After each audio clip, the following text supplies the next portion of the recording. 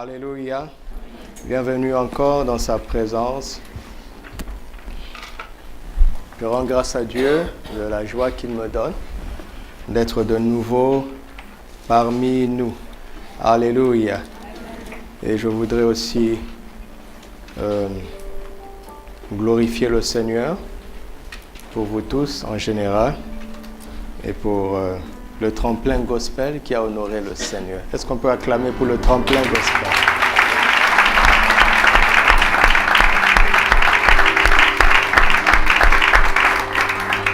Merci beaucoup pour votre œuvre, pour votre travail. Que le Seigneur vous fasse croître davantage, sans fin. Alléluia. Qu'il n'y ait aucune limite à votre progrès au nom de Jésus. Alléluia. Alléluia. La dernière parole d'Abraham. Quelle est d'après vous la dernière parole d'Abraham?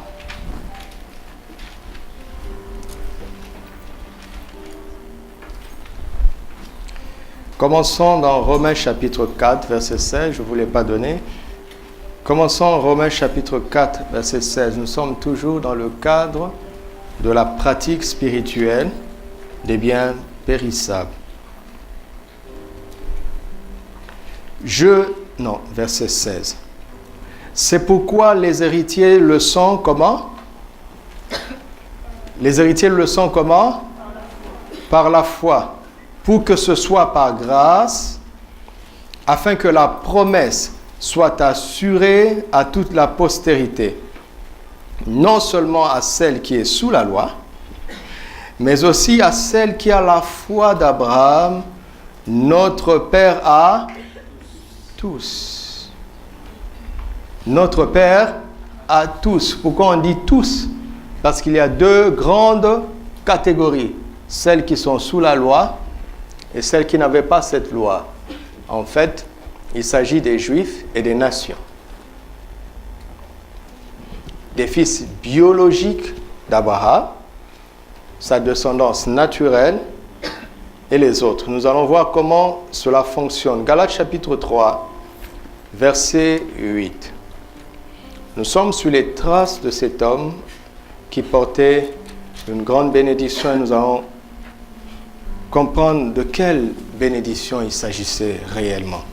Galates 3, verset 8. Aussi l'Écriture prévoyant que Dieu justifierait qui? Les païens. Les païens par la foi a d'avance annoncé cette bonne nouvelle, cet évangile à Abraham. Vous voyez? Abraham a reçu l'évangile. Parce que bonne nouvelle veut dire évangile. Soulignez ça. Toutes les nations seront bénies en toi. Toutes les nations. Pas seulement Israël. Mais toutes les nations. Versets 13 à 14. Christ nous a rachetés de la malédiction de la loi, étant devenu malédiction pour nous, car il est écrit, maudit et quiconque est pendu au bois. Afin que la bénédiction d'Abraham eût pour qui? Les païens. Son accomplissement en qui? En Jésus-Christ. Et que nous reçussions par la foi l'Esprit qui avait été promis. Verset 16. Or, les promesses ont été faites à Abraham et à sa postérité. Il n'est pas dit « et aux postérités » comme s'il s'agissait de plusieurs, mais en tant qu'il s'agit d'une seule « et à ta postérité », c'est-à-dire à qui? À Christ. Ce n'était pas Isaac. Quand Dieu parlait à Abraham, il ne pensait pas à Isaac. Il pensait plutôt à Christ.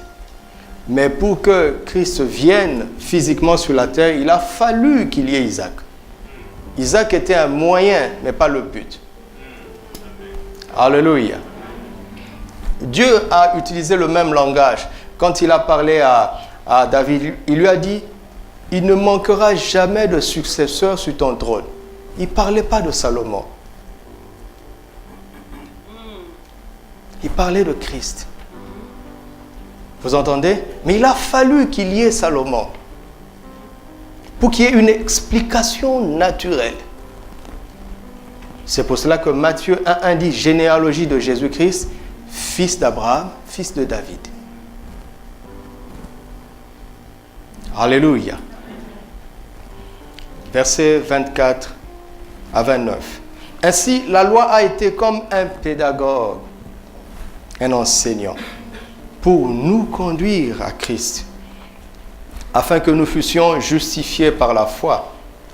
La foi étant venue, nous ne sommes plus sous ce pédagogue, car vous êtes tous fils de Dieu, comment? Par la foi en Jésus-Christ.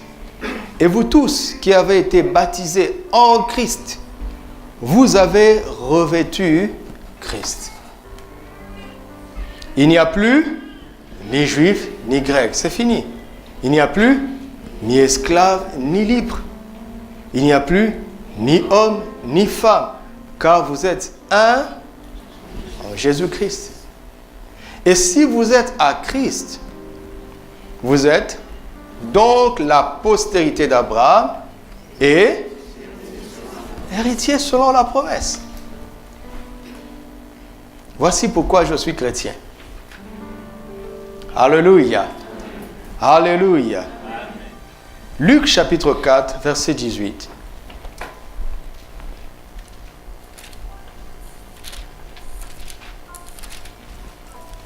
Vous savez, si vous voulez mieux connaître le Seigneur et mieux comprendre sa parole, vous savez ce qu'il faut faire? Il faut beaucoup lire la Bible. Vous entendez? C'est curieux de se rendre compte à quel point que ce ne sont pas les prédications qui nous aident à mieux connaître le Seigneur. Parce que chaque auteur, chaque prédicateur, enseignant répète les mêmes choses. S'il est spécialiste en poulet sauce arachide et riz, vous ne mangerez que ça. Tu ne goûteras jamais aux crevettes et aux fruits de mer. Il ne sait pas cuisiner ce repas-là. Donc mange ce qu'il te donne, mais toi-même va dans la cuisine de Dieu et lisons abondamment. Alléluia. Luc 4, verset 18. L'Esprit du Seigneur est sur moi, parce qu'il m'a oint pour faire quoi? Hein? Le tout premier but de l'onction sur le Seigneur Jésus était de faire quoi? D'annoncer l'évangile aux pauvres.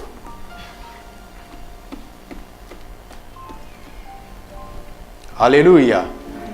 C'est-à-dire que l'évangile est la réponse de Dieu, la solution de Dieu au problème de la pauvreté sur la terre.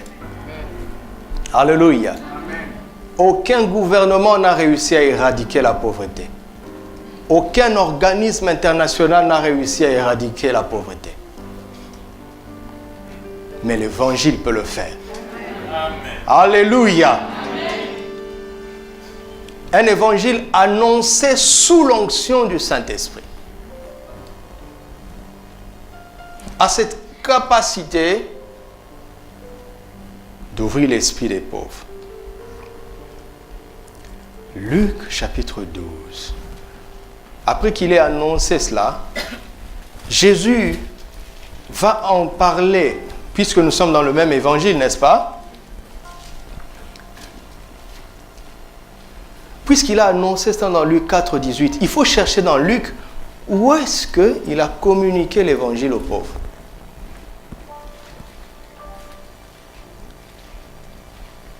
Tous les aspects de l'onction annoncés en Luc 4, 18, 19 sont déployés, développés dans la suite de l'évangile. Mais pour ce qui nous concerne, il est bon de se poser une question simple.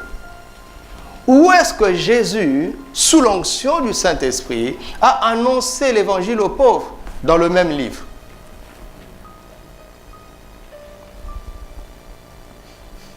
Alléluia. Le Saint-Esprit, pour nous communiquer quelque chose d'important, il passe par une idée simple. Très simple. Nous sommes dans le même livre. Il a annoncé ça. au chapitre 4, verset 18, nous devons voir les traces dans la suite. N'est-ce pas? Mais c'est simple. Chapitre 12, verset 13 à 32. Luc 12, 13 à 32.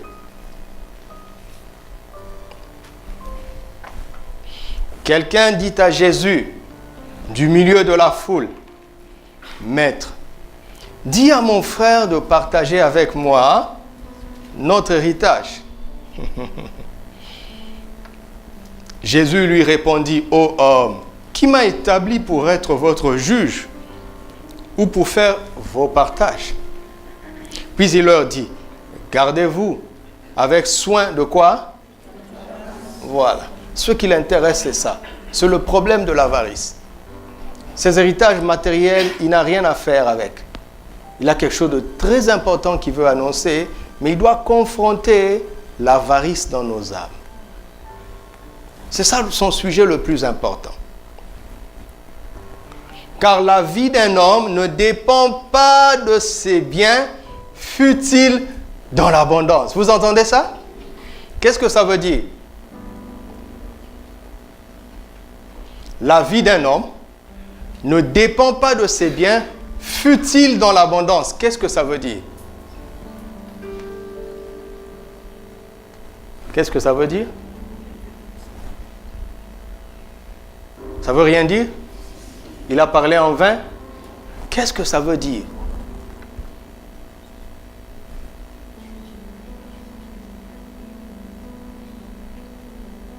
Est-ce que tu es un humain? Alors qu'est-ce que ça te dit aujourd'hui? Ta vie ne dépend pas de tes biens.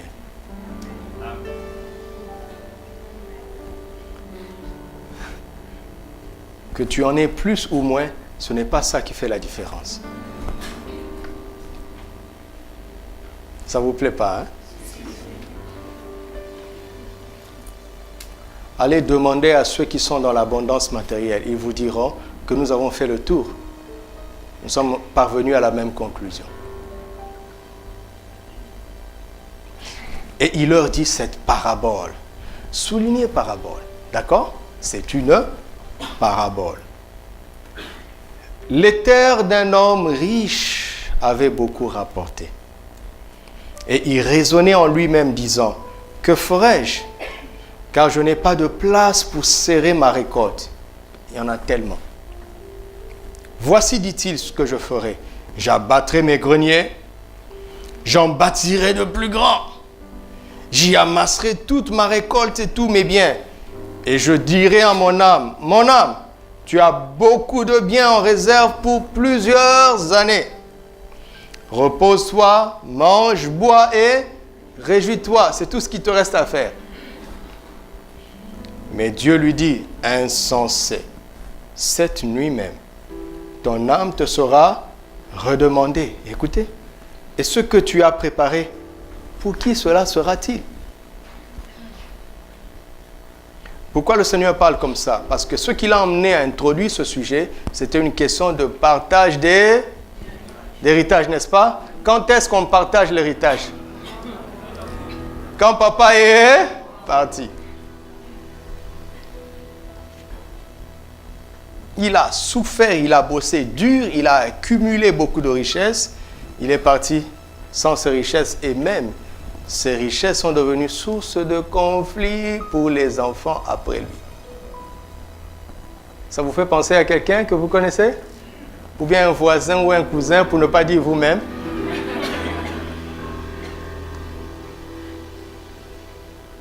Il y a un monsieur qui a chanté un cantique qui disait que lui préfère aller au deuil d'un pauvre qu'au deuil d'un riche. Parce qu'après le deuil d'un riche, il y a beaucoup de problèmes de partage de biens. Mais au deuil d'un pauvre, il n'y a pas de problème. Les enfants se concentrent vraiment sur la perte de papa. Tu vas nous manquer, papa. Alors que quand il a laissé beaucoup de biens, les enfants disent, tu vas nous manquer, mais ils regardent. Tu vas nous manquer, puis ils regardent.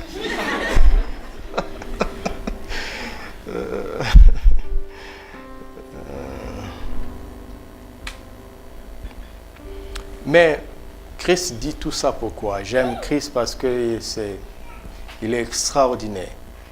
Peu importe la situation, il sait récupérer, orienter et donner la conclusion qui convient.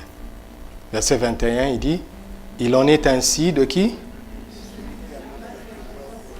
Et qui n'est pas riche pour Dieu.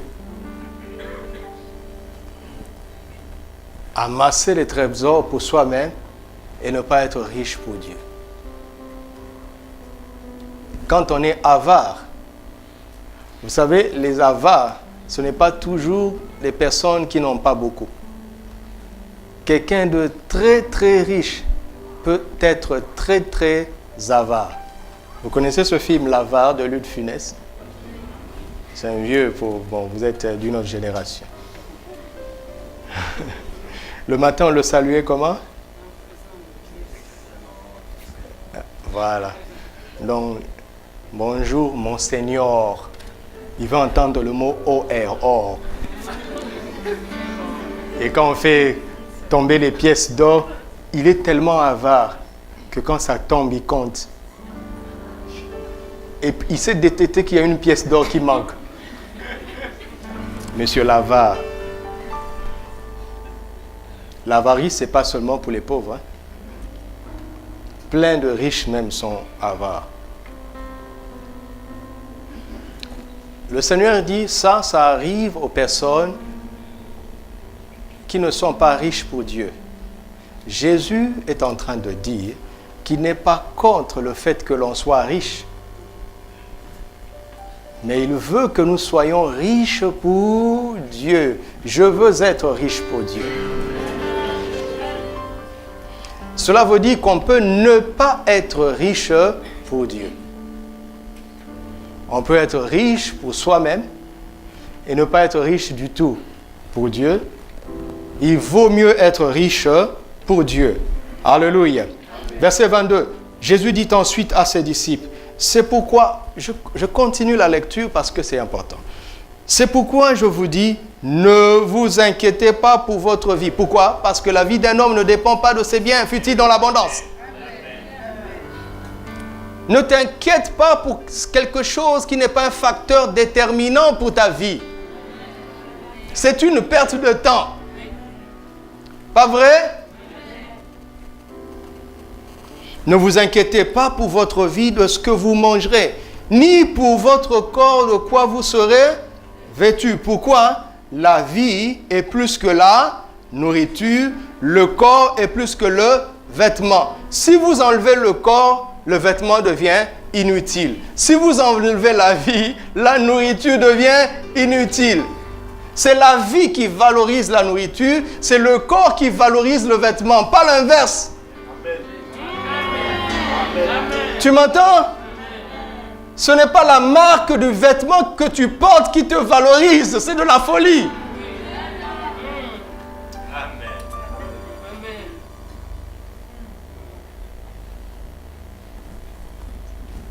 La meilleure nourriture au monde, si elle n'entre pas dans le ventre de quelqu'un, elle va pourrir et jeter à la poubelle.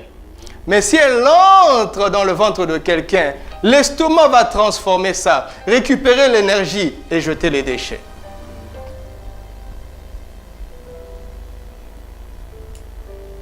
C'est pour cela que c'est la nourriture qui doit te poursuivre. C'est le vêtement qui doit te poursuivre. Comprenez la sagesse de Dieu.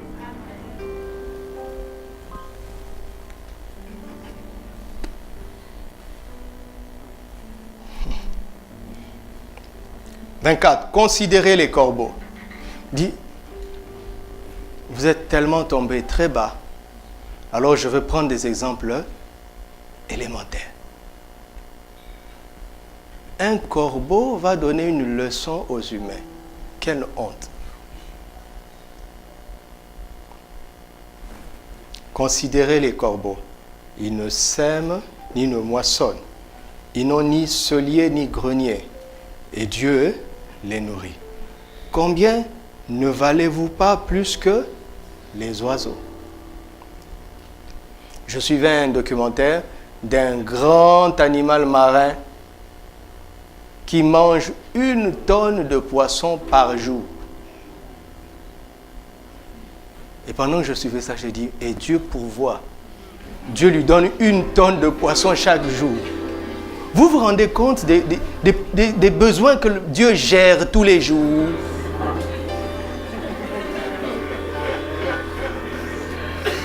Et j'étais en train de réfléchir, mais si cet animal, on l'envoie au fleuve Congo, il n'y aura plus de poissons?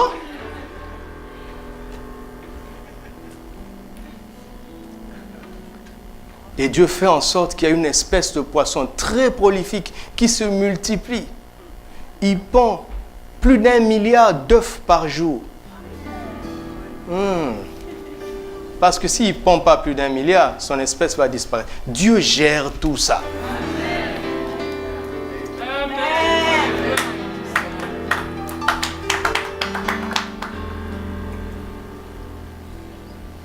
Est-ce que tu as besoin d'1 tonne?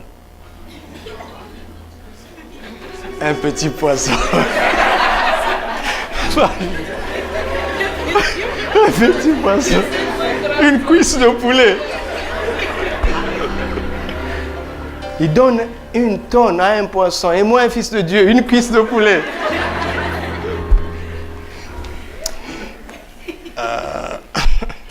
C'est pour ça que je ne prie plus pour la nourriture. Je ne prie plus pour le vêtement. Ne faites pas comme moi. Faites pas comme moi. Je ne prie pas pour ça. Je ne prie pas pour ça. J'étais en voyage. En fait, moi, les vêtements que j'avais pris entraient dans mon trolley de 10 kilos. Et donc, nous avons amené les cadeaux pour la famille et les affaires d'un serviteur de Dieu qui était passé ici. Il avait des excédents, on lui a dit, bon, puisqu'on viendra prochainement, j'ai amené. Donc, normalement, j'avais 10 kilos de bagages. Je suis revenu avec des excédents, sans avoir dépensé 1 rond. Les gens te poursuivent pour te faire des cadeaux. À cause de quoi? D'une simple clé, l'hospitalité.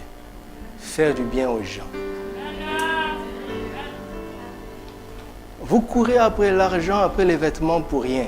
Les lois du royaume fonctionnent.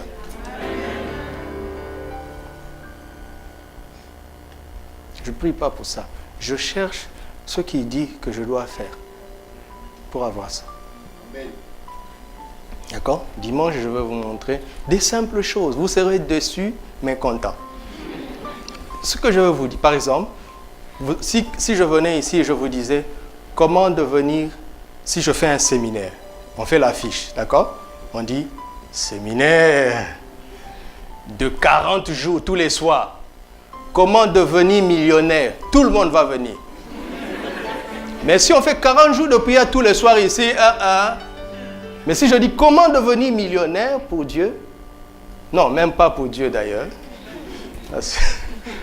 Comment devenir millionnaire, point. Tout le monde va venir.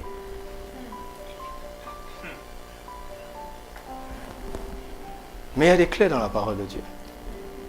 Bon, ce n'est pas notre sujet, continuons. Alors, verset 25. Qui de vous, par ses inquiétudes, peut ajouter une coudée à une durée de sa vie? Si donc vous ne pouvez pas même la moindre chose, pourquoi vous inquiétez, vous inquiétez-vous du reste? Dieu est en train de dire, mon ami, occupe-toi des problèmes que tu peux résoudre. Laisse-moi le reste. Amen. Écoute, tu n'arrives pas même à payer le loyer par toi-même. Et tu es en train de t'inquiéter comment tu vas avoir une maison. Sois intelligent. Résous d'abord ce niveau-là. Petit à petit, n'est-ce pas? Étape après étape. Dis à ton frère, étape après étape. Il ne brûle pas les étapes, notre Seigneur. Au premier culte, j'ai parlé de l'opportunisme, le fait de chercher des raccourcis. Non, Dieu est le Dieu de la logique. C'est lui qui a créé les lois naturelles. Il a créé aussi les lois spirituelles. Regarde, si une femme dit, au nom de Jésus, j'ai tellement la foi, je veux prier pour que ma grossesse ne fasse que 4 mois. Elle aura un bébé dans les mains? Mais non. C'est une sorcière, elle veut bouffer cet enfant. C'est ça la sorcellerie, c'est rien d'autre. Dieu a dit 9 mois. Attends 9 mois. Ça là, ça vous parle. Mais dans le reste, vous devenez illogique. Même Dieu lui-même a attendu 4000 ans pour envoyer son fils. 4000 ans, Dieu. Et toi, après 3 semaines seulement sans exaucement. 3 semaines. Quelle honte.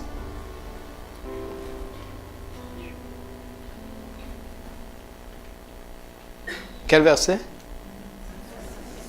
26, merci. Si donc vous ne pouvez pas même la moindre chose, pourquoi vous inquiétez-vous du reste? Considérez, ça c'est une gifle que nous allons recevoir, une gifle pleine de grâce. Considérez comment croissent les lits. Ils ne travaillent ni ne filent. Cependant, je vous dis que dans toute sa gloire, là où Salomon est aussi, il dit oui, c'est vrai, dis-le-leur. Dieu, le Seigneur nous montre la vision du ciel, de la gloire de Salomon. Il dit, Salomon, il n'était pas mieux que de l'herbe des champs. Salomon là. D'accord? Le Salomon là que vous enviez, le ciel nous donne le tableau.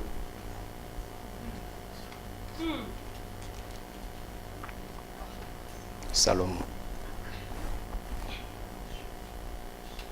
Si Dieu revêt ainsi l'herbe qui est aujourd'hui dans les champs et qui demain sera jetée au four, à combien plus forte raison ne vous vêtira-t-il pas, gens de peu de foi? Hein?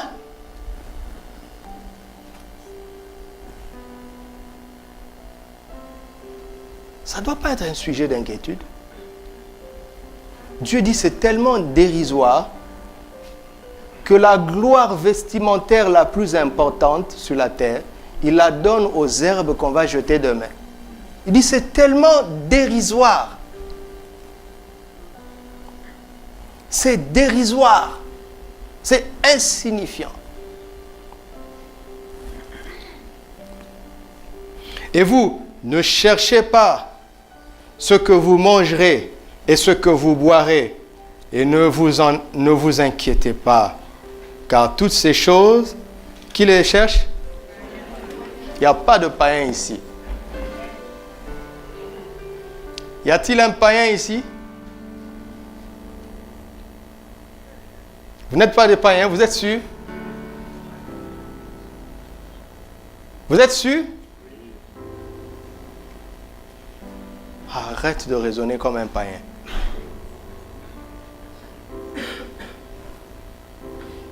Car toutes ces choses, ce sont les païens du monde qui les recherchent. Votre Père sait que vous en avez besoin. L'opposé du païen ici, c'est qui? Un enfant de Dieu.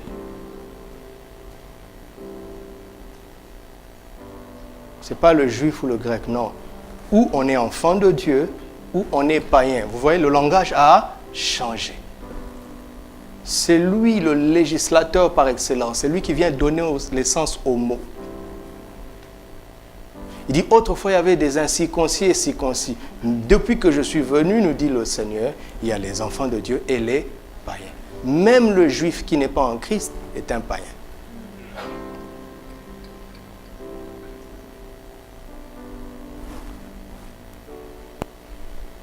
Verset 31. Cherchez plutôt le royaume de Dieu et toutes ces choses vous seront données par-dessus. Est-ce vrai? Est-ce vrai? Essayez, dis à ton frère, essaye, tu vas voir. Tu vas voir. C'est la vérité. Ne crains point, petit tout pro, car votre Père a trouvé bon de vous donner le royaume. Il a regardé à tout ce qu'il pouvait donner à ses enfants. Lui, il a trouvé bon qu'il valait mieux nous donner le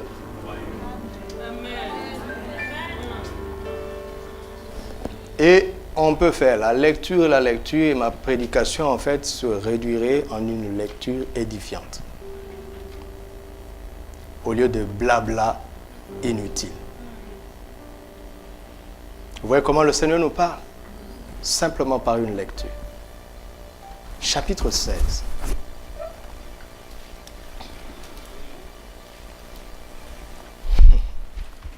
Au verset 12, le Seigneur parlait de l'avarice, n'est-ce pas? Il a dit, gardez-vous de toute avarice. Alléluia. Chapitre 16, verset 14. Les pharisiens qui étaient avares. Vous voyez ça? Vous voyez le problème? Le problème de l'avarice lui tient à cœur.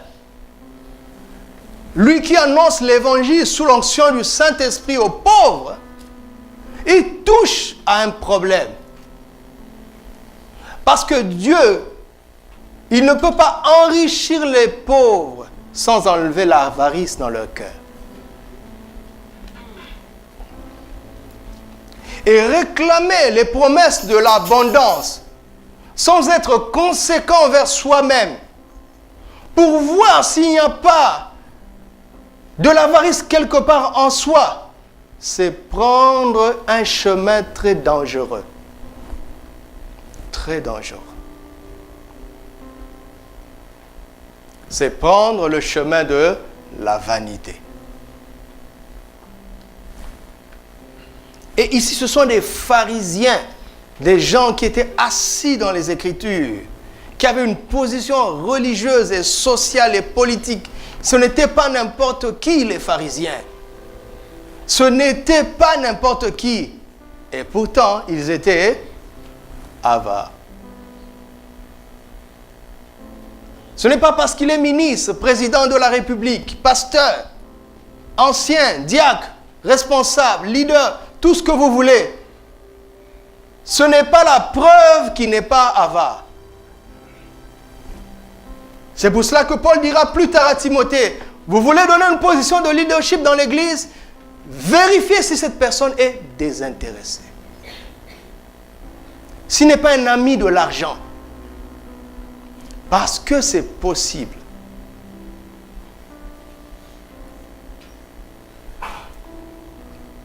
C'est dangereux d'occuper une position tout en étant avare. Quel que soit le projet, tu diras, je gagne combien? Il parle comme ça, n'est-ce pas? Je gagne combien? Nous avions un compatriote ici à qui le Seigneur a donné la grâce d'être très intelligent. Il a battu des records à une grande école ici. Des records. Il était tellement fort qu'il a fait une double diplomation en France. Et quand il est allé en France pour passer les examens là-bas, il a tellement battu des records que avant même son travail de fin d'études, les entreprises françaises sont venues lui proposer de l'emploi. Mais nous sommes venus la même année, donc c'est un garçon que j'ai côtoyé. C'était un grand nationaliste à l'époque. Lui pensait, tous les jours il pensait au pays. Alors il a fait un projet d'urbanisme. Il a appris que le ministre du Plan était de passage en France. Il est allé le voir, il a présenté le projet. Il a dit, monsieur le ministre, je donne ça pour mon pays. Vous ne me payez rien, mais vous me permettez simplement de superviser les travaux. C'est une étude qui coûte très cher. Le ministre lui a dit, ma commission c'est combien? Ministre. Ce jour-là, dès ce jour-là, alors que la France lui proposait la nationalité, n'écoutez pas les bandits des infos qui disent qu'ils sont racistes. Ils ne sont pas racistes. Hein. S'ils voient une valeur en toi, c'est eux qui vont te célébrer.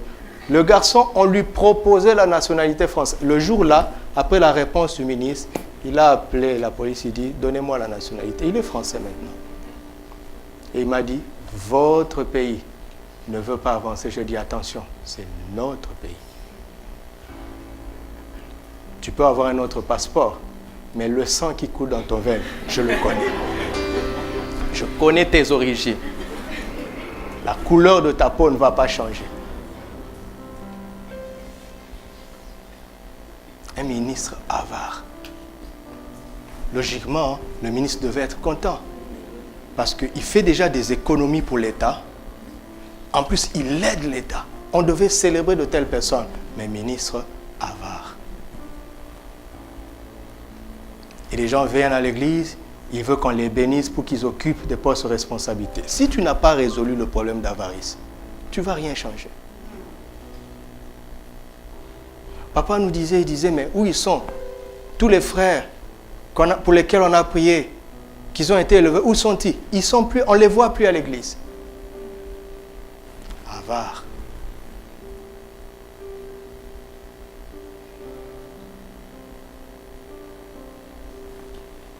Il faut bien se regarder dans le miroir de la parole. L'avarice ne se voit pas sur le visage. Tu peux être avare et bien parler en langue. L'un n'exclut pas l'autre. Ah ouais.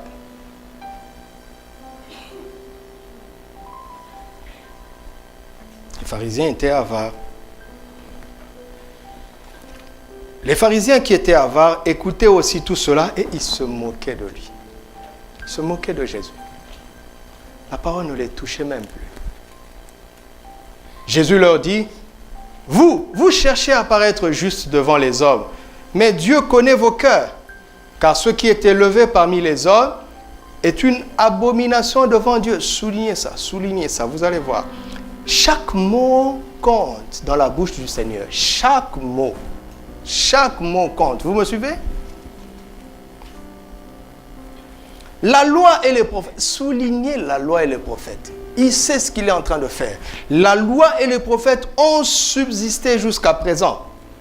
Depuis lors, le royaume de Dieu est annoncé.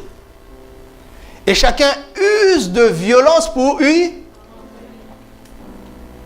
C'est bien de lire, parce que Matthieu dit, depuis le temps de Jean-Baptiste, le royaume de Dieu est forcé, n'est-ce pas? Et ce sont les violents qui s'en emparent. Donc, si tu ne comprends pas bien le langage de Matthieu, tu vas penser qu'on entre dans le royaume en forçant les choses.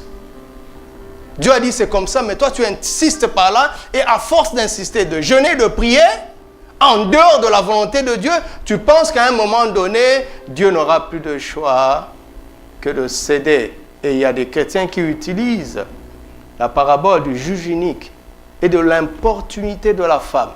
Puisque tous les jours, elle insistait, rends-moi justice de mes ennemis, rends-moi. Mais vous avez lu la Bible, le juge était inique. D'accord? Et si tu veux que Dieu juge pour toi, est-il inique? Dois-tu forcer pour que Dieu te rende justice? Non! Non! Christ parle d'autre chose là-bas. Donc, ce n'est pas notre sujet. Alors, Luc nous a dit, le royaume des cieux est annoncé. Vous comprendrez plus tard pourquoi Matthieu dit le royaume des cieux est forcé. Et Luc dit le royaume des cieux est annoncé. Cela veut dire qu'il y a une guerre quand le royaume est annoncé. Il y a une guerre. Il y a une confrontation de puissance. Il y a une confrontation d'intelligence. Vous entendez? Il dit quoi? C'est quel verset? Et chacun use de violence pour y entrer. Donc, quand le royaume est annoncé, tu sens une résistance, une guerre, un tiraillement dedans de toi. Et tu dois te faire violence toi-même pour y entrer. Abandonner ce que tu croyais être vrai, juste, pour rejoindre la pensée de Dieu. Vous m'entendez? Je prie que le Seigneur t'accorde la grâce de prêcher un jour. Tu vas te rendre compte à quel point c'est difficile. Là, je suis en train de me battre contre toi. Tu dis, non mais pasteur, moi je suis d'accord avec toi. Je dis, oui, je sais. Mais tu es entouré des choses que tu ignores, que moi je vois. Parce que tu es victime des idées reçues. de la mentalité du monde, des traditions, des vérités qui sont fausses en réalité. Mais parce qu'elles sont venues de la bouche de ton papa, de ta maman, de ton frère, de quelqu'un d'apparemment bien, tu penses que c'est la vérité. Alléluia. Celui qui le dit est plus important que ce qu'il dit. Vous vous en souvenez? Jésus aurait pu dire, je suis venu annoncer une bonne nouvelle aux pauvres. Mais pourquoi il met l'onction? Qui disent que l'Esprit du Seigneur m'a oint pour chasser les démons, je comprends. N'est-ce pas? Parce qu'il ne suffit pas de dire, sors. Tu le dis par la foi au nom de Jésus, mais c'est la puissance du Saint-Esprit qui doit accompagner. Donc il faut une puissance. Mais annoncer l'évangile aux pauvres, il faut une puissance. Parce que tu n'es pas pauvre par hasard. Une puissance t'a tenu là-bas par une somme de mensonges. Et il faut une guerre pour te sortir de là. Il faut une guerre. Gloire à Dieu, nous avons la victoire. Amen. 17. Écoutez, il est plus facile que le ciel et la terre passent qu'il ne l'est d'un seul trait de l'être de la loi viennent à tomber. Waouh! Wow, vous voyez l'importance, la valeur de la parole de Dieu. Il dit ça au cas où tu aurais des réticences, où il y aurait un tiraillement dedans de toi. Il est en train de te dire, écoute, tu ne peux pas échapper à une parole de ma bouche, parce que quand il s'agit de faire passer le ciel et la terre, et de faire passer un seul trait de lettre de la parole, c'est plus facile de faire disparaître l'univers. Donc tu ferais mieux de te courber. C'est un combat perdu d'avance. Quelqu'un me suit? Quelqu'un me suit? Verset 18. Quiconque répudie sa femme et en épouse une autre commet un adultère. Et quiconque épouse une femme répudiée par son mari commet un adultère. Je dis, Seigneur, qu'est-ce que ça a à voir ici? Je vous en parlerai une autre fois. Mais j'étais émerveillé. Ça a tout à voir ici. Si tu ne résous pas le problème de l'avarice, ça va te chercher dans ta vie conjugale. Ça va déséquilibrer ta vie familiale. En disant, bon, avarice, entre un père qui est propriétaire de biens et ses enfants et sa femme, il dit oui, l'avarice, quelque chose de grave. L'avarice pousse les parents à exploiter même leurs enfants au nom de l'amour, soi-disant. L'avarice pousse l'homme à exploiter sa femme ou l'inverse. La femme à manipuler son mari. L'avarice. Ça crée beaucoup de problèmes. Il ne faut pas négliger ça. Verset 19. Le Seigneur nous dit une parabole. C'est ça? Est-ce qu'il y a une parabole au verset 19? Alléluia! Est-ce que vous me suivez? Dis à ton frère, ceci n'est pas une parabole. Dis-le à quelqu'un d'autre. Ah, vous voyez, au verset 12, c'était une parabole. Ici, il n'y a pas de parabole. Le Seigneur de la vie est en train de raconter ce qui s'est passé une fois, réellement. Et certains commentateurs de la Bible disent que l'auditoire qui l'écoutait avait connu ce fameux Lazare. Mais regarde Jésus comment il est bon. Il ne cite pas le nom du riche. Sinon les gens vont rentrer et aller dire, vous savez, Monsieur Richard là, le Seigneur a dit qu'il est en enfer. Il n'a pas cité son nom. Mais il a cité le nom de Lazare. Tout le monde connaissait ce Lazare. Il est venu dire, le Lazare que vous avez méprisé, je vous dis qu'il est dans le sein d'Abraham. Il y a un riche qui ne voulait pas l'aider. Ce riche-là est en enfer. Mais il n'a pas cité son nom.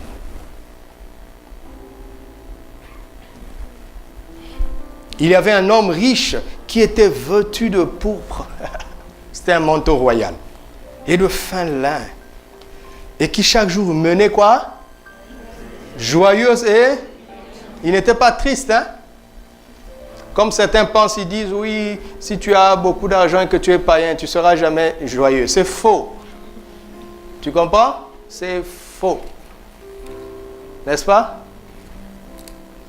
Tu peux avoir un bon lit et pas acheter le sommeil. C'est faux. Tu comprends? C'est faux. Si tu as un meilleur lit, tu te réveilleras sans courbature. Que tu sois païen ou pas. Oui, oui. Un pauvre nommé Lazare était couché à sa porte. Attention, hein, quand quelqu'un vient te demander de l'aide. Attention.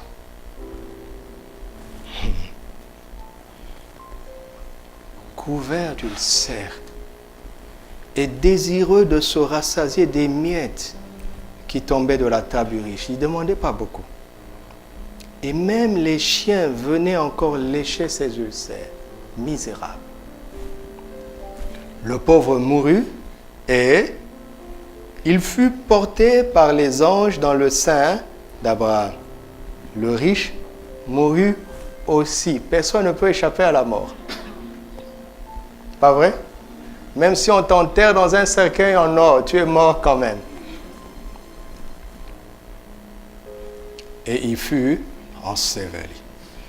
Dans le séjour de mort, il n'y a que lui qui puisse raconter ça. Personne ne sait ce qui se passe là-bas. Dans le séjour de mort, vous voyez, ce n'est pas une parabole. Prenez ça au sérieux.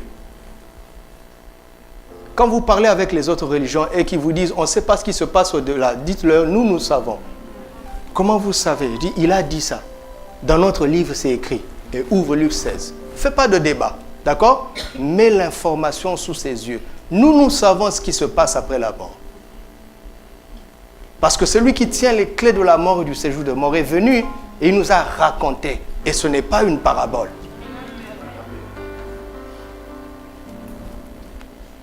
Dans le séjour des morts, il leva les yeux et tandis qu'il était en proie au tourment, il vit de loin Abraham et Lazare dans son sein.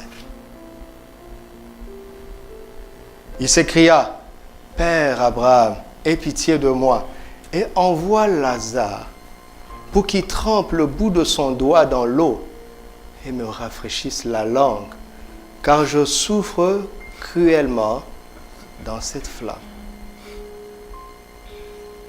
Il y aura une souffrance cruelle dans une flamme éternelle. Abraham répondit, « Mon enfant, souviens-toi que tu as eu tes biens pendant ta vie et que Lazare a eu les maux pendant la sienne. Maintenant, il est ici consolé et toi tu souffres. D'ailleurs, il y a entre nous et vous un grand abîme. » Ouais, il n'y a pas de purgatoire. Afin que ceux qui voudraient passer d'ici vers vous ou de là vers nous ne puissent le faire. Il est en train de dire, même si moi-même je voulais aller là-bas vous secourir, je ne pourrais pas. Et si vous vouliez venir vers nous, vous le pourrez. Il y a un grand abîme. Il n'y a pas de purgatoire.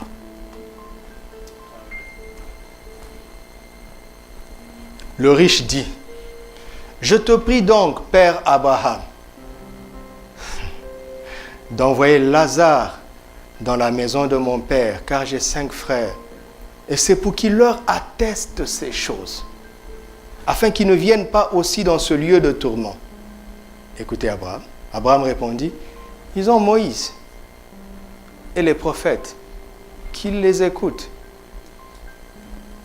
Et il dit, « Non, Père Abraham, mais si quelqu'un d'entre les morts va vers eux, ils se repentiront. » Et Abraham lui dit, « S'ils n'écoutent pas Moïse et les prophètes, c'est-à-dire la Bible, ils ne se laisseront pas persuader.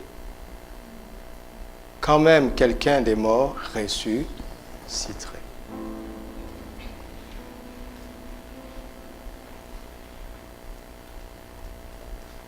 Ce sont les dernières paroles d'Abraham. Vous entendez? Vous entendez? Le Seigneur a donné à Abraham l'opportunité de parler des siècles après sa mort.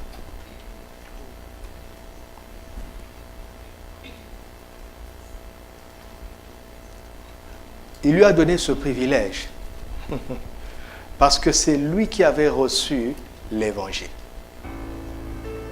Vous entendez? C'est lui qui avait reçu l'évangile.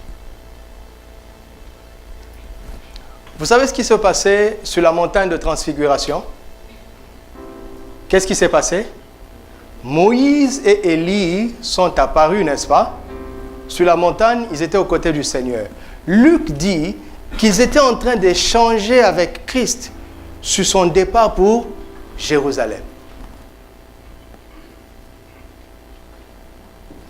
Moïse et Élie ont parlé à Christ. Jamais ils n'ont parlé aux trois qui étaient là. Pourquoi? Parce que ce qu'ils avaient dit était déjà suffisant. Moïse et les prophètes avaient déjà parlé. Et Père Abraham est en train de le dire. Quand bien même quelqu'un viendrait des morts, s'il parle, ils ne peuvent pas persuader. Si Moïse et Élie s'étaient permis de dire quelque chose en plus, ça ne changerait rien. Dites avec moi, ça ne changerait rien. Et Dieu a fait disparaître Moïse et Élie dans la nuée. Et il a dit aux trois qui étaient sur la montagne, celui-ci est mon fils bien-aimé, écoutez-le, écoutez Christ. Et Dieu nous a dit d'écouter Christ. Et Christ nous rapporte les dernières paroles d'Abraham. Il donne à Abraham le privilège qu'aucun autre prophète n'a eu.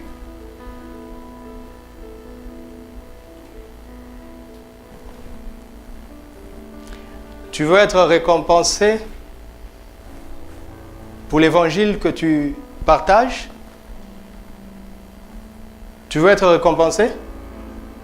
Tu veux être récompensé au ciel? Fais-le de ton vivant. Le jour où tu meurs, c'est fini.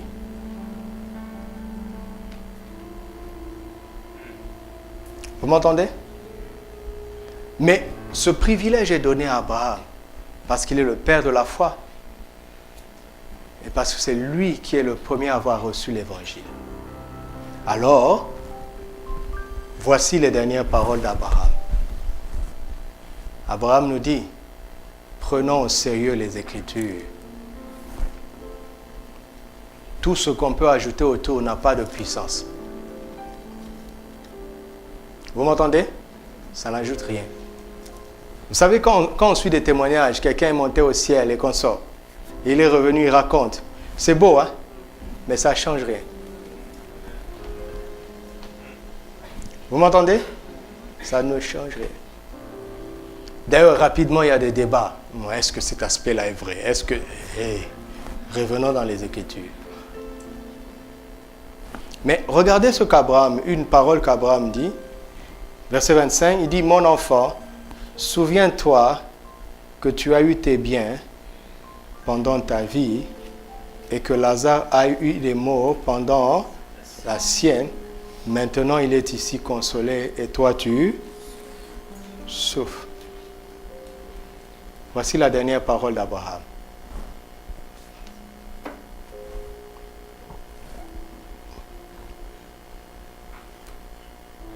Voici la dernière parole d'Abraham. Alors, est-ce que Abraham est en train de dire qu'il vaut mieux être pauvre, misérable,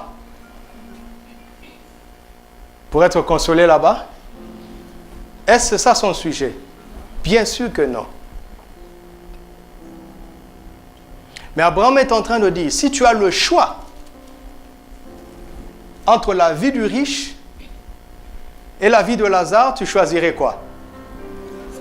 Voici la dernière parole d'Abraham. Ça ne vous plaît pas, hein? C'est une parole de sagesse. Avant de développer la foi pour la richesse, il faut répondre à cette question. Quelle est ma priorité? L'éternité avec le Seigneur d'abord. Alléluia. Je ne veux pas m'enrichir à tout prix. Alléluia. Je ne veux pas m'enrichir à tout prix. Parce que le piège est là. Le piège est là.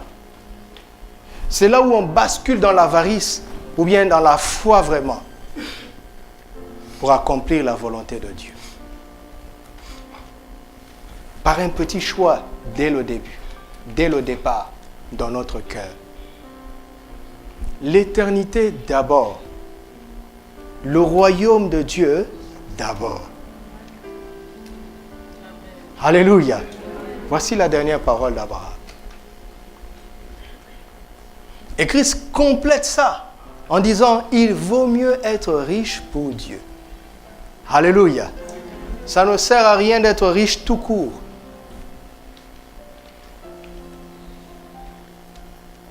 Cherchons à être riches pour Dieu.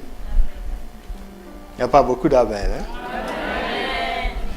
Oui, je vois quelqu'un dire, oh, moi, être riche, ça me plaisait, mais votre Dieu là, je le connais.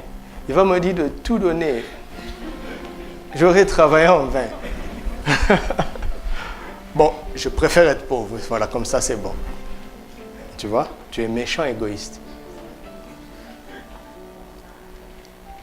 Comme un jour, on a demandé à quelqu'un, on lui a dit, demande tout ce que tu veux, je donnerai le double à ton voisin.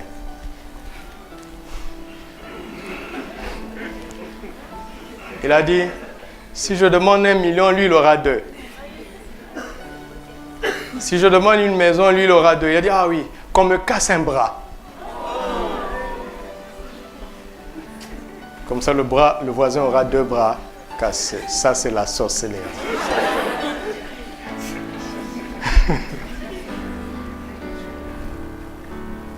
Voilà la méchanceté dans le cœur de l'homme.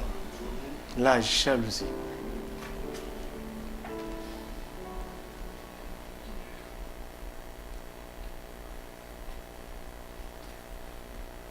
Le Seigneur veut qu'on soit riche pour lui. Alléluia. Amen. Vous savez, en méditant les Écritures dans cette saison, je me suis rendu compte que beaucoup de gens sont pauvres parce qu'au fond d'eux, ils sont méchants. Ils n'aiment pas partager. Ils veulent s'enrichir pour eux-mêmes. Dieu aussi les résiste. Parce que quand ils entendent des témoignages de ceux à qui Dieu a dit « donne tout », ça les énerve. Il dit « dans ce cas-là, je ne veux rien avoir. Comme ça, Dieu ne me demandera rien de grave. »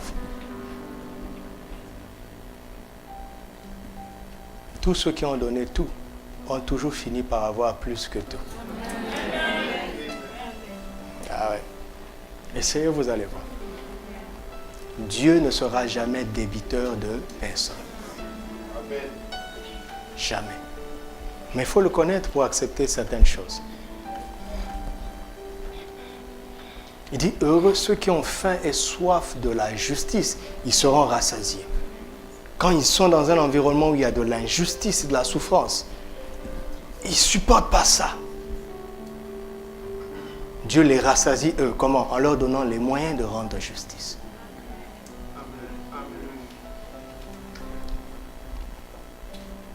Mais c'est rien que ça.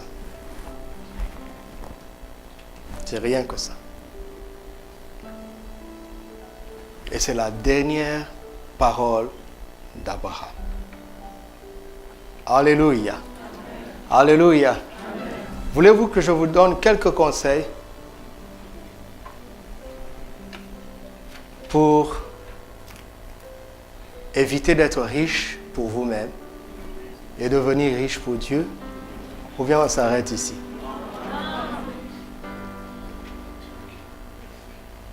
Quelques conseils.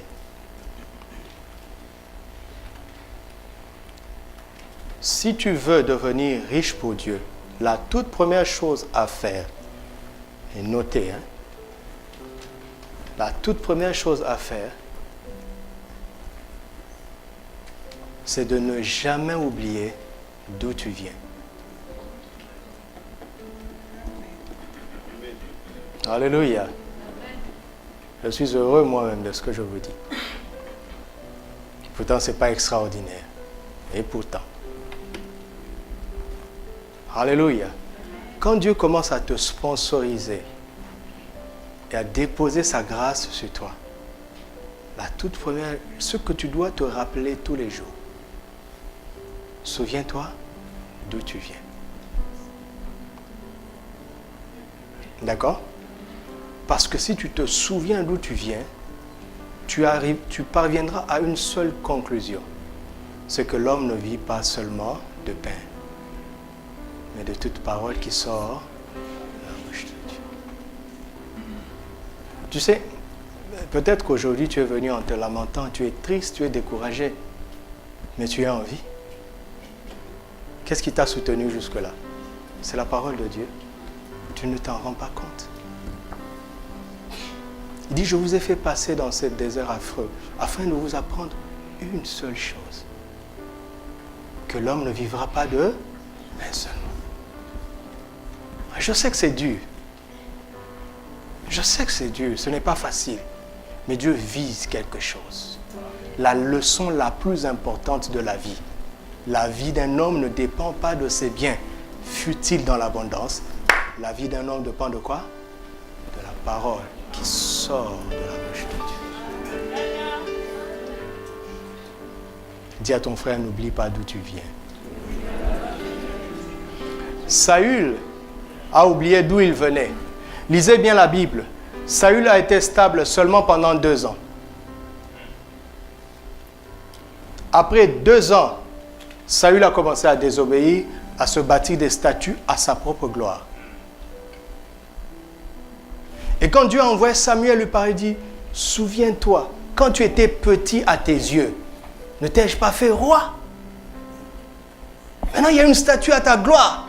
Tu es devenu important à tes yeux.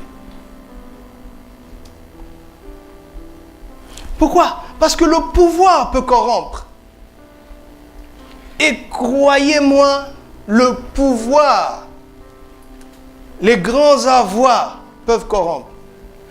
La chair ne supporte pas la gloire.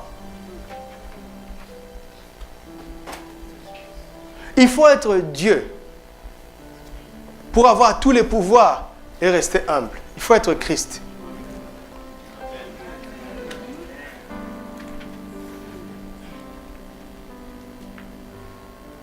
Tu ne te connais pas.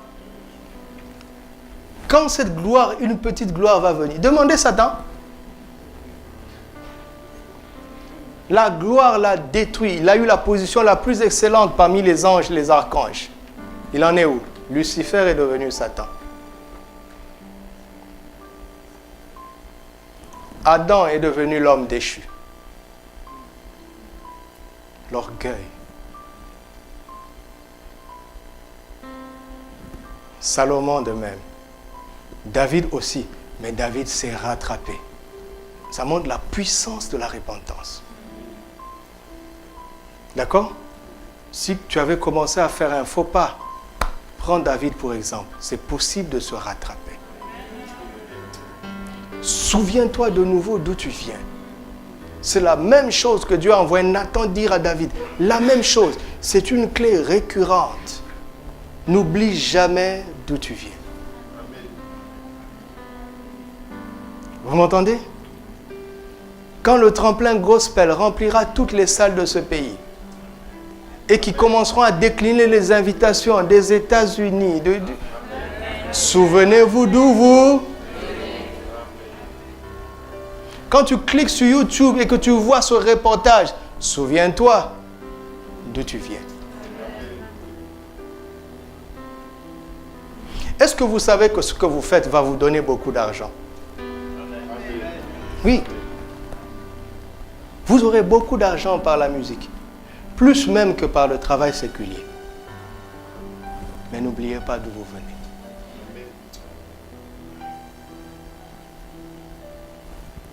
pour que cette gloire continue à servir pour le royaume. Soyez riches pour Dieu. Et demeurez riches pour Dieu. Ça, c'est le tout premier conseil. C'est quoi? Le deuxième conseil. N'oublie pas que c'est le Seigneur qui t'a donné la force de posséder ses richesses. Alléluia. Alléluia.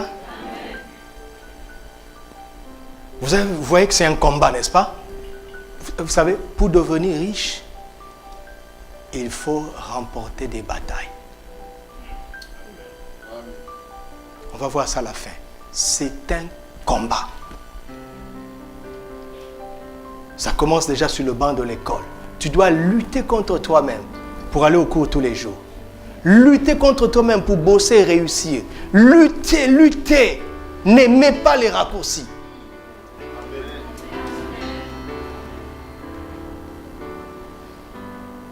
Pour avoir un salaire à la fin du mois, tu dois lutter tous les jours, bosser 8 heures, n'est-ce pas? Tous les jours. Donc, lutter. Je parlais avec un aîné, un des fils de papa, donc mon grand frère. Il m'a fait réfléchir. On a eu un bel échange avec lui. Il m'a dit, mais AG 2.8, dis quoi? L'or est à moi. Affiche ça, s'il te plaît. L'argent est à moi.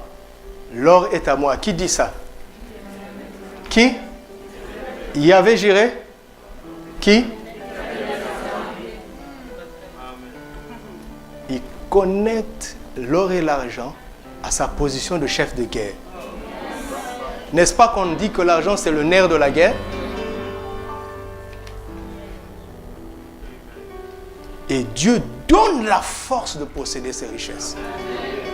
Et Paul le dit autrement, Colossiens 1.12. Rendez grâce à Dieu qui vous a rendu capable d'avoir part à l'héritage des saints. Dans la lumière, il n'y a pas de raccourci. Il n'y a pas de tromperie. Dieu rend capable d'avoir part à l'héritage des saints dans la lumière. Il rend capable. C'est lui qui donne la force, la capacité de posséder ces choses. Deutéronome 8, 17, 18. Donc si tu es nonchalant, si tu es paresseux, tu as perdu la bataille. Ne va pas dire, oh c'est le gouvernement. Non, non, non. Tu es ton propre sorcier. Ce n'est pas le gouvernement. Aucun gouvernement ne peut m'appauvrir. Aucun gouvernement ne peut m'enrichir. Parce que je suis béni de toutes sortes de bénédictions spirituelles. Ça ne dépend pas des hommes ni de Satan.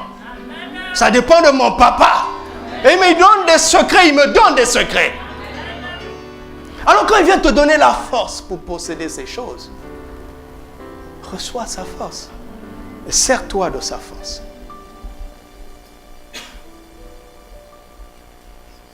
Ne te trompe pas. Hein? Ça ne vient pas de toi. Cette intelligence, cette capacité ne vient pas de toi. Allez demander à Nabucodonosor. Un jour, il s'est tenu devant son empire. Il a dit qu'il est important. Dieu l'a ridiculisé. Il est devenu fou, mangeant de l'herbe pendant 3 ans. Ridicule. Après, Dieu l'a rétabli. Pourquoi? Pourquoi Dieu a fait ça? Pourquoi quand il est devenu fou, on ne l'a pas tué? Pourquoi? Parce que c'est Dieu qui élève, c'est Dieu qui abaisse. Et quand il dit que tu es abaissé pour un temps, personne ne peut te tuer. Et quand il va te ramener... Vous vous rendez compte de Babylone? Ils ont un roi qui est ex-fou. Et il accepte. Oui, parce que quand Dieu t'impose, il t'impose. Il met devant toi une porte ouverte que personne ne peut fermer. S'il a dit que c'est toi, ça sera toi.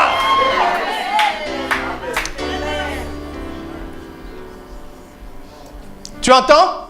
S'il a dit que c'est toi, laisse les hommes s'agiter. Ils vont monter, descendre. Ils finiront par accepter.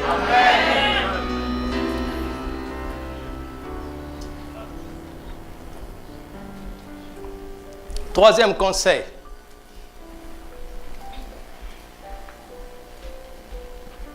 Nous l'avions déjà dit. N'oublie pas d'utiliser ce qu'il te donne pour acquérir plus de quoi? Plus de sagesse. Sinon, tu vas être dépassé. Alléluia. comme ce grand homme d'affaires d'un pays de l'Afrique de l'Ouest, qui était le numéro 1 de vente de cassettes vidéo. Aujourd'hui, il est pauvre en dehors de la plaque, parce que la vague de CD est venue, il n'a pas saisi la vague. Quand il s'est réveillé, qu'il essaie de se rattraper, la vague des DVD, des clés USB, des MP3 sont venus. Il est dépassé. Alors qu'il était la référence. Et la science, la technologie est en train de s'accélérer. Hein? Il faut toujours se mettre à jour. Dans ton domaine, mon ami. Tu comprends? Dans ton domaine de travail, il faut te mettre à jour. Sinon, tu vas être dépassé. Donc, chacun doit avoir un poste dans son budget pour augmenter sa connaissance, pour rester à jour. Vous entendez? Plus de sagesse. Et je l'ai dit au premier culte, nous avons d'autres mesures de valeur supérieures. Le nom de Jésus, le sang précieux de Jésus. La foi, il faut toujours s'édifier dans cette sainte foi. S'édifier dans notre sainte foi. On n'a pas besoin d'augmenter la foi. Nous l'avons reçue une fois pour toutes. Mais nous devons nous édifier dans notre très sainte foi.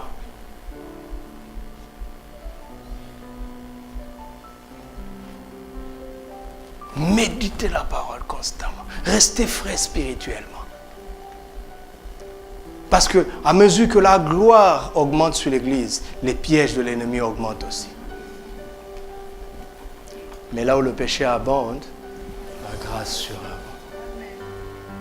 Alléluia. 4e conseil. Nous devons chercher à toujours mieux aimer le Seigneur.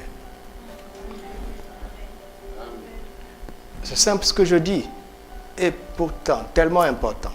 Dans Matthieu 6, 24, Dieu dit, on ne peut servir qu'un seul maître à la fois. Sinon, on aimera un et on haïra l'autre.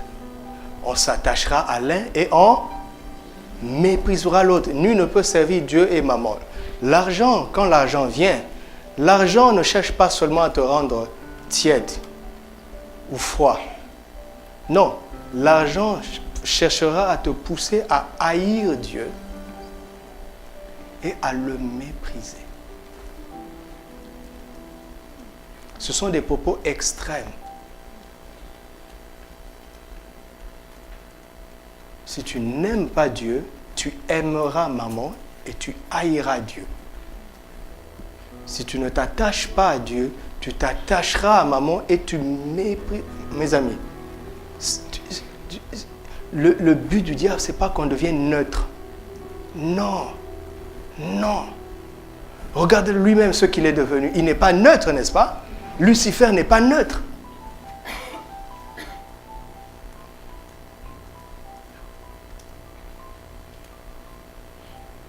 J'ai envie parfois de faire une étude avec vous sur Lucifer. Et de faire une étude avec vous sur Salomon.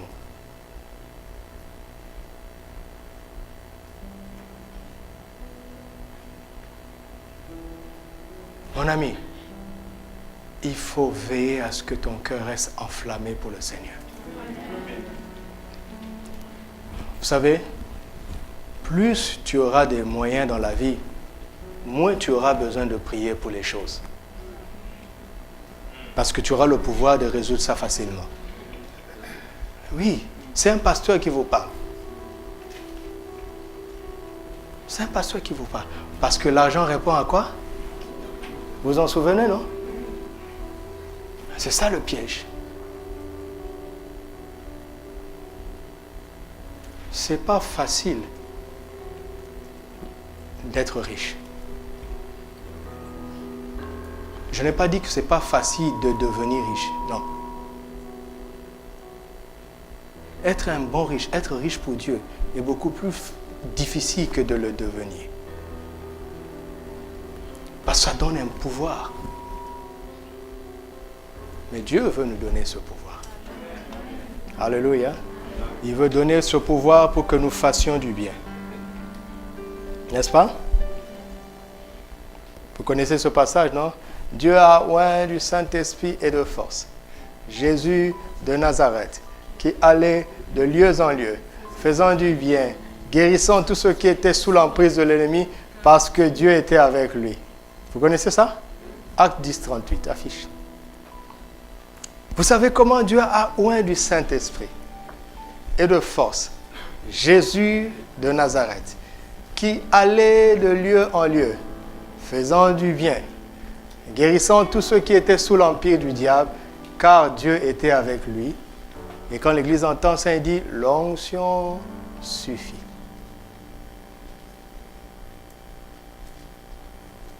Jésus est oint pour annoncer l'évangile aux pauvres dans Luc, n'est-ce pas? Maintenant, affiche Luc 8, qui est la vérité détaillée de Acte 10, 38. Luc 8 à partir du verset 1er. Ne vous en faites pas, dans 10 minutes, j'ai fini. Ensuite, Jésus allait de ville en ville, et de village en village, prêchant et annonçant la bonne nouvelle du royaume de Dieu.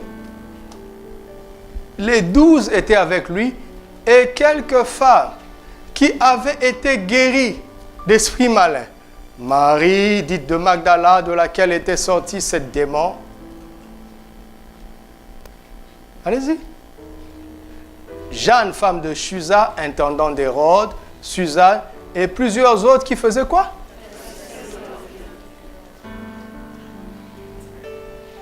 Vous pensez que l'onction transportait Jésus comme ça? Il se lève et dit, Stat! Paf! Jésus se retrouve à Stat. Si Jésus avait fait ça, alors il aurait de l'avance sur nous. Non, il était un homme qui fonctionnait avec la puissance de Dieu, par le Saint-Esprit. Afin que cela soit possible pour toi et pour moi. Comment? L'onction a agi sur ces femmes et elles ont été reconnaissantes par leur bien. C'est pour ça qu'ils avaient une caisse que Judas volait.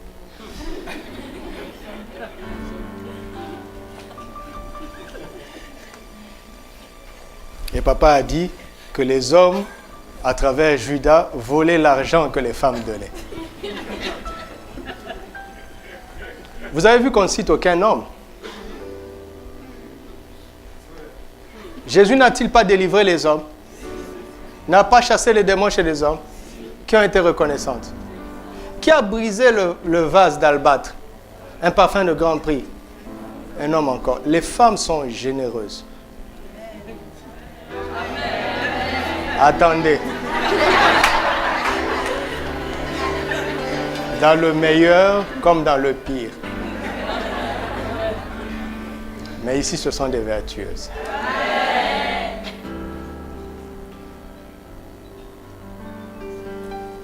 Il y a des gens qui ont compris qu'ils étaient riches pour faire avancer le royaume. Vous savez, Jésus n'en parle pas beaucoup, mais son ministère était très prospère. Tu sais, si vous tenez une caisse et que quelqu'un vole sans que vous ne vous en rendez compte, vous savez ce que ça veut dire, non?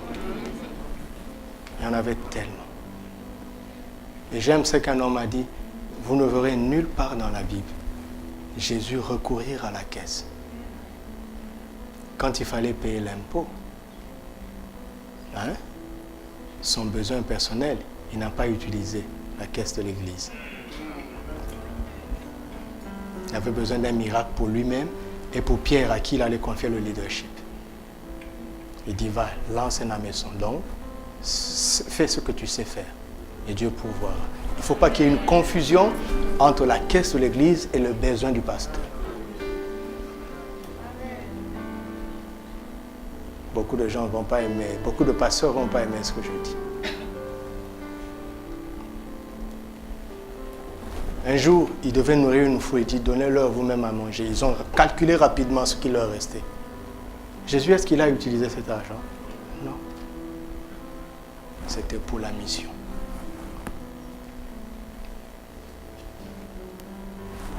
Vous comprenez? Alors, si vous voulez avancer, gérez bien ce que Dieu vous donne. Un conseil que je donne aux hommes d'affaires. Je ne sais pas comment tu as fait, mais admettons que tu aies 1 million de dirhams.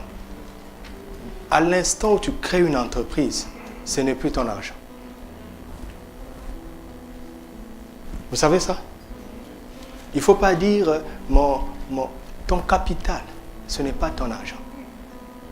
Oh, mais ça vient de moi. Oui, tu as créé l'entreprise pour multiplier. La machine qui multiplie n'est plus à toi. C'est le bénéfice qui est à toi. Et vous voyez des gens faire des dépenses sur la base du capital. Mais ils vont se ruiner. Ils ne comprennent pas. C'est comme si tu as planté une graine. Dès que ça commence à pousser, attends les fruits. Non, toi tu coupes l'arbre. C'est comme ça qu'il y a des hauts et des bas. Donc, quand tu as un pouvoir d'achat et que tu investis, tu es sage. Mais au moment où tu l'as investi, ce n'est plus à toi. C'est à l'entreprise que tu as créée. Amen. Donne-toi un salaire. Tu comprends? Donne-toi un salaire. Et prélève la dîme sur ton salaire. Sinon, dis-moi, comment tu vas faire pour donner la dîme? Mais tu n'as pas de revenus. Et ça créera des confusions et le diable entre dans ces failles-là pour tout agiter. Pour voler, égorger, dérober et détruire. Vous voyez qu'on a beaucoup de choses à dire là-dessus. N'oublie pas les pauvres. N'oublie pas l'étranger. N'oublie pas la veuve. N'oublie pas l'orphelin. Il y a des passages, mais peut-être un jour je ferai un autre sermon. N'oublie pas.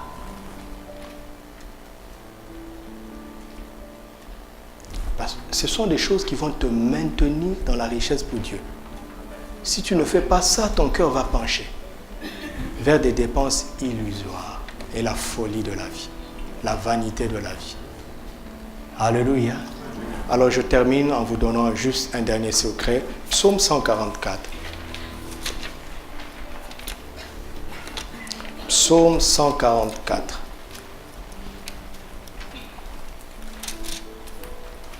Un matin, la semaine passée, l'Esprit m'a donné ce passage et il m'a parlé très fortement. Je vous en donne un extrait. Versets 1 et 2 de David. Béni soit l'Éternel, mon rocher, qui fait quoi?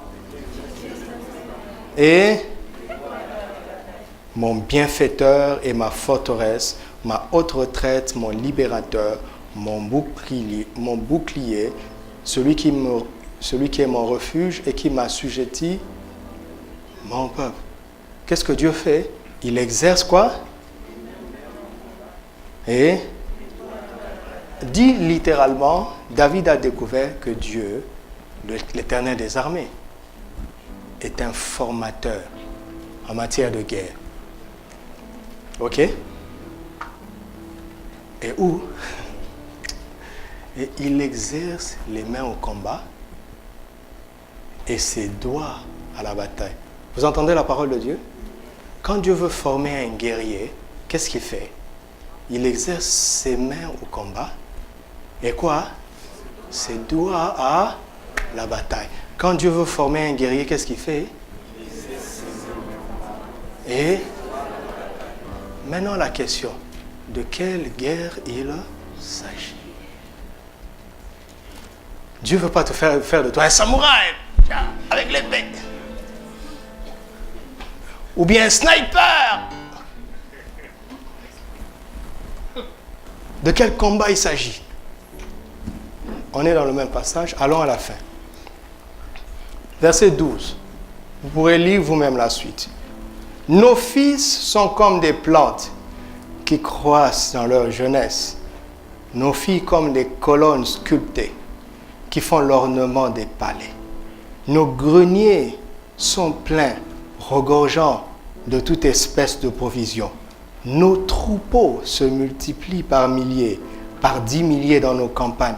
Nos genisses sont fécondes. Point de désastre, point de captivité, point de cri dans nos rues. Heureux le peuple pour qui il en est ainsi. Heureux le peuple dont l'Éternel est le Dieu. Voilà le combat auquel il les exerce. L'éducation des enfants.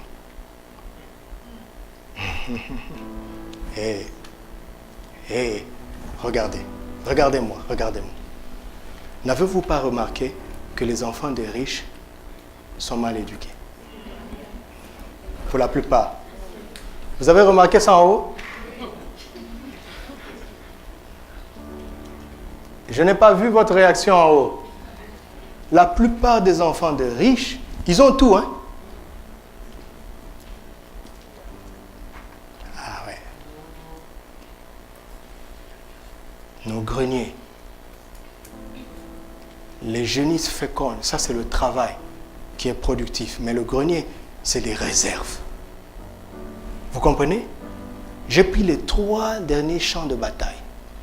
La famille, l'avenir et le présent, le quotidien. Quelqu'un me suit? Quelqu'un me suit? C'est important ce que je dis? Il dit, il exerce tes mains et tes doigts à ces batailles-là. La stabilité familiale, la sécurité de l'avenir, les provisions, les greniers. Je veux faire un message avec vous, comment développer une bonne culture de l'épargne. La Bible dit, celui qui épargne à l'excès s'appauvrit. Mais on doit prendre Dieu au sérieux. Si tu épargnes à l'excès, je ne suis pas prophète, mais je sais d'avance que tu finiras pauvre. Pourquoi? Parce que la parole de Dieu est supérieure à l'intelligence des hommes. Vous savez, au Nigeria, la valeur du naira a été dévaluée de plus de la moitié. Même les épargnes des gens ont chuté. Donc, il ne suffit pas d'avoir un compte d'épargne. Prenons la Bible au sérieux. Parce qu'il y a un combat contre tes greniers. Il y a un combat contre ta famille. Il y a un combat contre ton travail. Et Dieu nous exerce. Le Saint-Esprit m'a dit quelque chose, je veux m'arrêter là parce que je n'ai pas encore bien assimilé. Il m'a dit, mais regarde. Tout passe par les mains et par les doigts.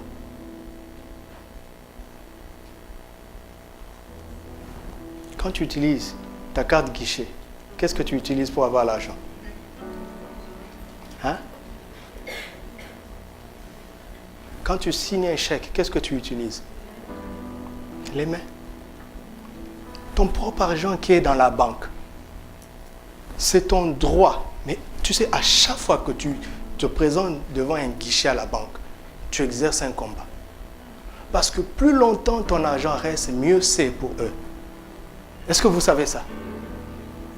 Ce n'est pas avec joie qu'ils te donnent ton dû. Mais ton combat est traduit sur la signature du chèque. Tu signes avec ton pied? Hein? Dieu a de l'avance sur nous. Réfléchis. Dans tout ce qui concerne la prospérité, le front final passe par les mains et les doigts. Comment est-ce qu'ils ont transmis la bénédiction de père en fils? Par quoi?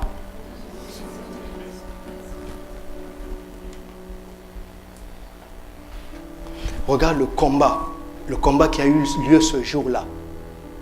Les mains d'Isaac auraient pu se poser sur Ésaü. N'est-ce pas? Si Isaac avait osé faire ça, c'est fini, l'histoire change. Tout le combat était dans les mains de cet homme.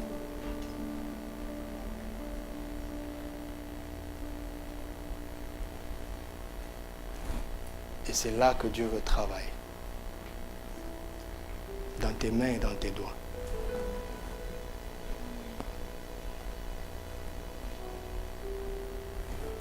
Alors, fais attention à la manière dont tu utilises tes mains et tes doigts.